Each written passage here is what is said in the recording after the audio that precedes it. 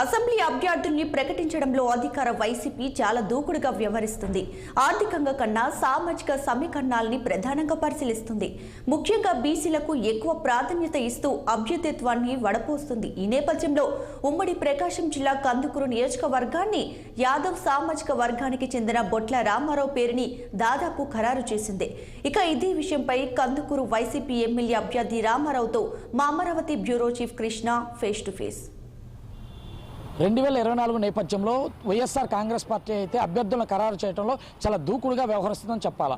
అభ్యర్థుల్ని సెలెక్ట్ చేసే ముందు ప్రతి పాయింట్ని కూడా సామాజిక సమీకరణలే కాకుండా ప్రతి ఒక్క వారి యొక్క అభ్యర్థిత్వాన్ని ఖరారు చేయడానికి ఆర్థిక బలం కానీ అంగబలం కానీ ఇటు సామాజిక పరంగా కూడా అన్ని రంగాల్లో కూడా ఉత్తమంగా ఎంచుకొని కూడా అభ్యర్థులను ఎంచుకునే ప్రక్రియలతో వైఎస్ఆర్ కాంగ్రెస్ పార్టీ అయితే ముందు నుంచి అయితే కాస్త దూకుడుగా వ్యవహరిస్తుందని చెప్పాలి. ఇప్పటికే అభ్యర్థిగా ఖరారు అయినటువంటి మనతో రామారావు గారు అయితే ఉన్నారు. ఇప్పటికే వారిని కందుకూరు నియోజకవర్గం నుంచి వారి అభ్యర్థిత్వాన్ని కూడా ముఖ్యమంత్రి ఖరారు చేసినట్లు కూడా ప్రధానంగా అందుతున్న సమాచారం. వారు మనతో పాటు ఉన్నారు. అసలు వారిని అడిగి తెలుసుకునే ప్రయత్నం చేద్దాం. సార్ చెప్పండి, మీ అభ్యర్థిత్వాన్ని ఖరారు చేయడానికి ముఖ్యమంత్రి గారి దగ్గరికి రావడానికి అంటే అసలు మీరు చేసిన కృషి ఏమిటి, అంటే ఏ విధంగా ముఖ్యమంత్రి గారు మీ పేరుని పరిశీలించడానికి అభ్యర్థిని ఖరారు చేయడం ప్రధాన కారణం? ఇప్పటికైతే పరిశీలన ఉందని నేను అనుకుంటున్నానండి. ఖరారు చేస్తారని ఆశాభావం వ్యక్తం చేస్తున్నాను. జగన్మోహన్ రెడ్డి గారు మా నాయకుడు ఈ యొక్క 4.5 సంవత్సరాలు చేపట్టినటువంటి కార్యక్రమాలన్నీ కూడా సక్సెస్ అయినాయి. ఖచ్చితంగా ప్రజల్లో ఉన్నాం. ప్రజల్లోకి వెళ్ళి ప్రజాక్షేత్రంలో పరిశీలించండి.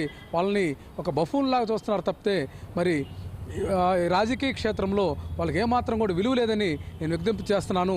ఈ రాబోయే ఎందుకు మీరు పొత్తు పెట్టుకున్నారని మీరు మీడియా వాళ్ళు ప్రశ్నిస్తే తెలుగుదేశం జనసేన చెప్తుంది అభివృద్ధి కోసం అంట, సంక్షేమం కోసం అంట. ఇంతకంటే ఏం సంక్షేమం చేస్తారు? మీ కాడ అసలు ఏమైనా ఒకటైనా ఆధారం ఉందా? మీరు ఏమైనా ఒకటి చెప్పగలుగుతున్నారా?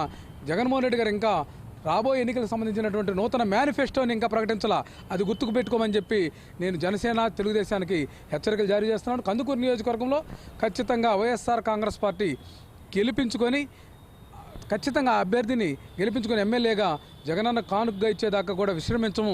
జగనన్న ముఖ్యమంత్రి చేసుకునేదాకా ఆయన సైనికులుగా మేము కొనసాగుతాం తప్పితే మరలా ఈ పేద బడుగు బలహీన వర్గాలకు ఏదైతే సంక్షేమ పథకాలు ఉన్నాయో అవి అందడం కోసం మేమందరం చేయి కలుపుతాం తప్ప మాకు ఈ పదవులు లేచి మాత్రం ఖచ్చితంగా మా కమిట్మెంట్ తోటి మేము పనిచేస్తామని ఈ సందర్భంగా మీకు తెలియజేస్తా ఉన్నాం. ఇది తాజా పరిస్థితి.